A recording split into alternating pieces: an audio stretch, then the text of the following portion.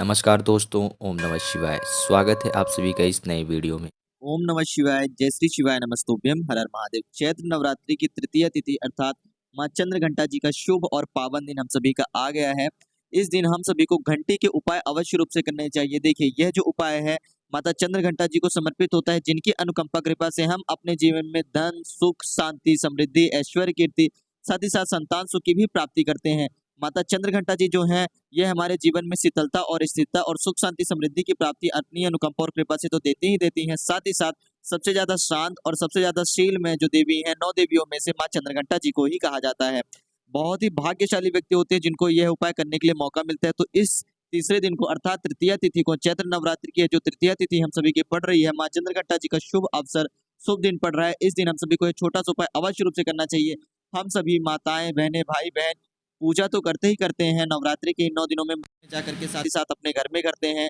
कुछ मेरे भाई-बहन जो कि हैं उपवास भी रखते हैं, लेकिन हमें छोटी-छोटी गतिविधियों का विशेष रूप से ध्यान रखना चाहिए जो कि हमारी माता जी को समर्पित होता है। उनकी सेवा अर्चना में हम समर्पित करेंगे, माँ चंद्रघंटा जी की सेवा अर्चना में समर्पित करेंगे। तो कौन-कौन से ऐसे कार्य हैं, कौन-कौन सी छोटी-छोटी बातें हैं जो हमें अवश्य रूप से करना चाहिए माँ चंद्रघंटा जी को समर्पित करते हुए, संपूर्ण जानकारी जानेंगे और समझेंगे पूज्य गुरुदेव की अनुकंपा और कृपा से। तो चलिए जानते हैं, समझते हैं कि हम सभी को ये छोटी-छोटी विधियाँ कैसे करनी है और किस क्रिया अनुसार करनी है। लेकिन प्लीज़ उससे पहले वीडियो को लाइक अवश्य रूप से करिएगा और यदि आपने अभी तक चैनल को सब्सक्राइब नहीं करा है, चैनल को सब्सक्राइब अवश्य रूप से करें। तो देखिए, यह जो उपाय समर्पित हो रहा है चैत्र नवरात्रि की तृतीय तिथि अर्थात माँ चंद्रघंटा जी को समर्पित, चैत्र नवरात्रि की तृतीय तिथि का तीसरा दिन जो है माता चंद्रघंटा जी को समर्पित होता है। और इस दिन हमें घंटे का प्रयोग तो अवश्य रूप से ही करना चाहिए। जब भी हम अपने मंदिरों में जाते हैं, अपने घर के नजदीकी किसी भी मंदिर में जाए, तो वहाँ पे जितनी भी घंटियां होती हैं, घंटे हैं, हमें उन सभी घंटे और घंटियों का प्रयोग अवश्य रूप से करना चाहिए। उनमें से जो ध्वनियां होती है अर्थात इनमें से जो नाद निकलता है, किसी-किसी जो बड़े घंटे रहते हैं 1 मिनट, 1.5 मिनट, 3 मिनट, इस प्रकार से इनमें से नाद निकलता है अर्थात ध्वनियाँ निकलती हैं। उनकी एक अलग ही विशेषता होती है, एक अलग ही महत्व होता है, उनकी एक अलग ही कृपा होती है, एक अलग ही पॉजिटिविटी कह सकते हैं, सकारात्मक शक्तियाँ कह सकते हैं जो कि हमारे अंदर प्रभाव डालती हैं। तो हमें मंदिरों में मौजूद हर एक घंटे का प्रयोग करना चाहिए। साथ ही साथ अपने घर में आज तृतीया तिथि के दिन अर्थात चैत्र नवरात्रि की इस तृतीया तिथि पर माता जी की जब हम पूजा अर्चना करेंगे, चाहे सुबह का समय हो, चाहे संध्या का समय हो, संध्या बेला का समय हो, तो हमें उस वक्त घंटे का प्रयोग अवश्य रूप से ही करना है। साथ ही साथ हम एक बीज मंत्र का भी प्रयोग करेंगे जो गुरुजी ने बताया है। यह हमारी क्रिया सुबह से प्रारंभ होती है। एक बात और ध्यान दीजिएगा, जब आप सुबह आज चैत्र नवरात्रि के दिन सुबह स्नान दान करके भगवान सूर्यदेव जी को जब अर्घ्य देने जाएंगे, जल समर्पित करेंगे, तो जब आप जल समर्पित करेंगे सूर्यदेव जी को ना, उस वक्त भी संपूर्ण जल समर्पित कर देने के बाद अपने हाथ में, सीधे हाथ में आपको घंटी लेनी है छोटी सी, और उसको बजाते हुए भगवान सूर्यदेव जी को भी नमस्कार करना है। अर्थात आज जब भगवान आप सूर्यदेव को अर्घ्य देंगे तो उसके बाद सूर्यदेव जी का नाम मंत्र जब जपेंगे, तो आप अभी तक दोनों हाथों को जोड़ करके नाम मंत्र जपते थे, लेकिन आप यहाँ पर प्रयास करेंगे कि आप घंटी का प्रयोग करें।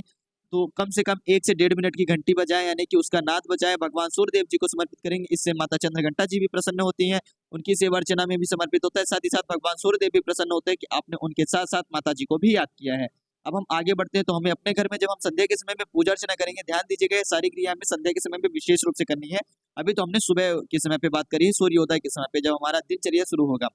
तो हम जब संध्या के समय पे अपने घर में पूजा अर्चना करेंगे, तो उस वक्त हम जब माता जी की पूजा अर्चना में दिया, संध्या के बेला के समय में दिया अर्पण करेंगे, उनको दीप प्रज्वलित करेंगे। तो हम जब दीप प्रज्वलित करेंगे उस वक्त हमें घंटी तो बजानी ही बजानी है। संपूर्ण पूजा विधि में कोई भी एक विशेष घंटी हो सके तो प्रयास करें, एक लाल चुनरी लें या फिर एक लाल कपड़ा लें और इस घंटे में अवश्य रूप से बांध करके रखें। नवरात्रि के 9 दिनों तक यदि आप बांध करके रखते हैं, कितने दिन से? आप कहेंगे भैया 9 दिन से हमारे 2 दिन तो निकल चुके हैं। कोई बात नहीं, आपको तीसरे दिन से बांधना है अर्थात तृतीया तिथि जो पड़ रही है उस तिथि से बांधना है। तीसरे दिन से आपको बांध करके रखना है अर्थात आपके टोटल 6 दिन रहेंगे नवरात्रि के। इन 9 दिनों में से 6 दिनों तक आपके घंटे में यह लाल चुनरी, लाल कपड़ा बंधा हुआ रहेगा और उसके बाद आप उस लाल चुनरी को, लाल कपड़े को अपने घर में किसी भी पवित्र स्थान में या फिर धन वाले स्थान में, कहीं पे भी आपको जहाँ पर इच्छा हो ले जाकर के रख सकते हैं, जिससे कि धन, समृद्धि, ऐश्वर्य, कीर्ति, सुख, शांति, समृद्धि आपके घर में बनी रहे। साथ ही साथ आप एक बीज मंत्र का भी जाप करेंगे जब आप पूजा अर्चना करेंगे। तो देखिए, आपको क्या करना है, अपनी पूजा अर्चना कर लेनी है, फिर आप अपने हाथ में एक दियाली लेंगे जो आप माता जी की, जिससे आपने आरती करी है।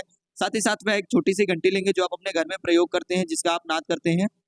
उसको लेकर के आपको अपने घर के सभी कमरों में भ्रमण करना है, सभी कक्षों में भ्रमण करना है।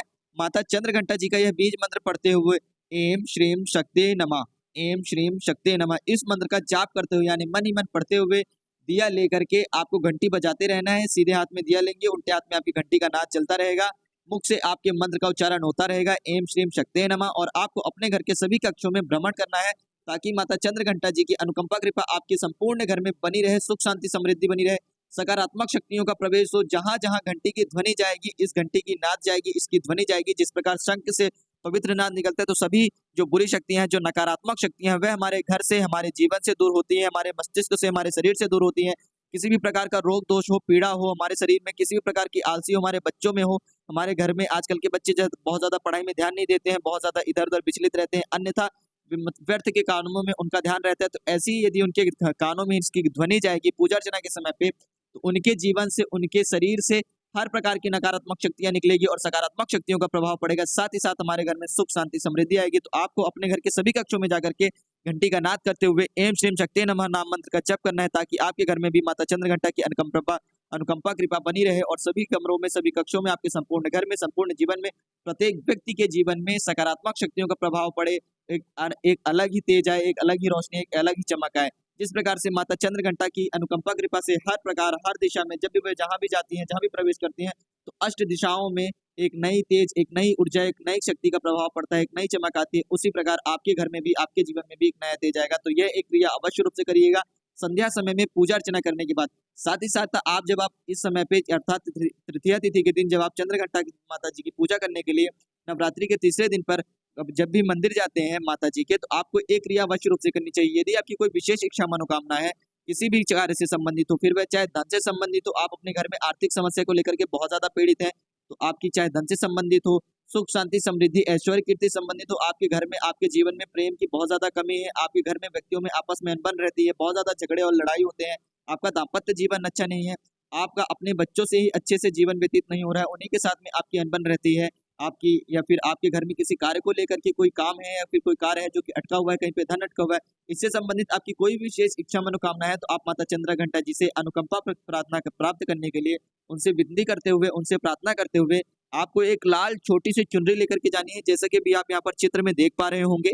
इसी प्रकार से एक चुन्नी लेकर के जाएंगे और किसी भी मंदिर में जाकर के माता जी के आप क्या करेंगे, फिर वह चाहे माता दुर्गा जी का मंदिर हो, जगदम्बा जी का मंदिर हो, माता जी का मंदिर होना चाहिए, आप वहां पर जाएंगे और इस घंटी में, जैसा कि भी आप देख रहे हो, इस प्रकार से घंटियों में आपको जो लटकी हुई रहती है, तो एक छोटी सी चुनरी, जिनके पास चुनरी यदि बांधने का वहां पर मंदिर में अनुमति ना हो, यदि मान लीजिए पुजारी जी मना करते हैं, तो आप लाल मौली का धागा भी लेकर के जा सकते हैं और उसको बांधेंगे। एम श्रीम शक्ति नमः इस मंत्र का, बीज मंत्र का जाप करते हुए, क्या नाम मंत्र का जाप करेंगे आप? एम श्रीम शक्ति नमः इस बीज मंत्र का जाप करते हुए आपको घंटे में चुनरी बांध देनी है। कितनी बार जाप करेंगे? 108 बार वहीं पर घंटी बजाएंगे, यह चुनरी बांधेंगे, फिर ओम श्रीम शक्ति नमः इस मंत्र का 108 बार जाप करेंगे। अपनी प्रार्थना याचना, अपनी जो आपकी इच्छा मनोकामना, जिस भी कार्य से संबंधित आप माता जी के चरणों में अपनी प्रार्थना लेकर के आए हैं, अपनी विनती लेकर के आए हैं, वह आपको माता जी से कह देनी है। माता रानी आपकी अनुकंपा, आपके ऊपर अपनी अनुकंपा कृपा बनाएंगी, साथ ही साथ आपके जो भी कार्य है, जो भी आपकी प्रार्थना है, उसको पूर्ण करेंगी ही करेंगी। उसके लिए आपको कुछ ना कुछ सार, कोई ना कोई रास्ता अवश्य रूप से दिखलाएंगे, ताकि आप उसको पूर्ण कर सकें। बात करते हैं हम आगे की। यहाँ तक हमने बात कर ली कि किस प्रकार से हम मंदिर में लगे हुए घंटे में लाल चुनरी बांध करके अपनी इच्छा मनोकामनाओं की पूर्ति के लिए प्रार्थना याचना कर सकते हैं। अब अंतिम के उपाय के बारे में बात करते हैं, तो अंतिम हमारी क्रिया रहती है, जब हम मंदिर में पूजा पाठ करते हैं, तो वहां पर हम परिक्रमा अवश्य रूप से लगाते हैं और चैत्र नवरात्रि के इस पावन अवसर पर हम तृतीया तिथि के दिन अर्थात माता चंद्रघंटा जी को समर्पित करते हुए, उनके चरणों में अपनी सेवा अर्चना समर्पित करते हुए, पूजा पाठ करने के साथ साथ जब हम मंदिर में माता जी की परिक्रमा करते हैं, तो हम चाहे 3 परिक्रमा करें या फिर 5 करें, 7 करें या 9 करें, तो हम जितनी भी परिक्रमा लगा रहे हैं, तो हमें क्या करना है कि ऐं श्रीं शक्तिये नमः इस मंत्र का जाप करते हुए अपनी हथेली में घंटी लेकर के, यानी कि छोटी सी अपनी हथेली में घंटी ले लेनी है, जिस घंटी का प्रयोग हम अपने घर में करते हैं, पूजा पाठ करने के प्रयोग करते हैं, उसी का साथ में, यानी कि जब हम मंत्र जाप कर रहे होंगे, तो परिक्रमा करने के साथ साथ में उस घंटी का नाद करते रहेंगे, अर्थात हम घंटी को अपने हाथ में लेकर के बजाते हुए, उस घंटी से नाद करते हुए ऐं श्रीं शक्तिये नमः इस मंत्र का जाप करते हुए जब परिक्रमा करते हैं, तो इससे माता अति प्रसन्न होती है, क्योंकि हम इस चैत्र नवरात्रि में अर्थात तीसरे दिन पर माता चंद्रघंटा जी के दिन पर घंटी का प्रयोग करते हुए उनकी सेवा अर्चना में जब भी कोई क्रिया करते हैं, क्रियाकलाप करते हैं, कोई भी पूजा अर्चना करते हैं, तो सबसे ज्यादा प्रसन्नता माता चंद्रघंटा जी को होती है, क्योंकि उनके दिन पर उनकी सेवा अर्चना में हम घंटी का सबसे अधिक प्रयोग कर रहे हैं, अतिरिक्त प्रयोग कर रहे हैं। तो ऐं श्रीं शक्तिये नमः इस मंत्र का निरंतर जाप करते हुए आप परिक्रमा के साथ साथ अपनी हथेली में घंटी लेकर के घंटी को बजाते हुए अर्थात उसका नाद करते हुए ही आपको परिक्रमा करनी है। ऐसा करने से आपकी कोई भी विशेष इच्छा मनोकामना हो वह परिपूर्ण होती है। साथ ही साथ आपकी जो पूजा प्रार्थना है, आपकी जो पूजा है, आपकी जो उपाय है, आपकी जो प्रार्थना है, माता रानी जी के जो चरणों में आप कर रहे हैं, वह सफल होती है, आपकी पूजा सफलता होती है। आपको उस पूजा से, आपको उस प्रार्थना से बहुत ही ज्यादा अत्यंत लाभदायक और फलकारी आपको लाभ होते हैं, जिससे कि आपका जीवन सौभाग्य में और सौभाग्यशील तेज में पदोन्नति से आपका सौभाग्यमय जीवन व्यतीत होता है। इससे आपके घर में सुख शांति आती है। आपके घर के सभी व्यक्तियों के ऊपर माता रानी की अनुकंपा कृपा बरसती है। साथ ही साथ आपके ऊपर भी उनकी अनुकंपा कृपा होती है। तो बहुत ही छोटी-छोटी क्रियाएँ हैं जो आपको चैत्र नवरात्रि के इस पावन दिन पर तृतीया तिथि पर करनी है। माता चंद्रघंटा जी की पूजा अर्चना में उनके चरणों में समर्पित करते हुए अपनी सेवा प्रार्थना। तो इस उपाय को बहुत ही सरल और सहज रूप से करिएगा। बहुत ही सहज रूप से आप सभी को समझाने का प्रयास किया गया। उम्मीद करता हूँ आप सभी समझ गए होंगे कि माता रानी जी का ये छोटा-सा उपाय कैसे करना है। यदि कुछ प्रश्न हो तो अवश्य पूछिएगा। गुरु जी की अनुकंपा और कृपा से बहुत ही सरल रूप से आप सभी को समझाने का प्रयास किया गया है कि चैत्र नवरात्रि की तृतीया तिथि का ये छोटा-सा उपाय आप सभी को किस प्रकार करना है, जिससे कि आप सभी भी अपने जीवन में धन सुख हो, संतान का सुख हो, कार्य सिद्धि हो, किसी भी प्रकार के कार्य को कर सकते हैं और अपने जीवन को भाग्यशाली बना सकते हैं। तो इस उपाय को अवश्य रूप से करिएगा। कुछ प्रश्न हो तो जरूर पूछिए। जय श्री शिवाय नमस्तुभ्यम, हर हर महादेव, ओम नमः शिवाय।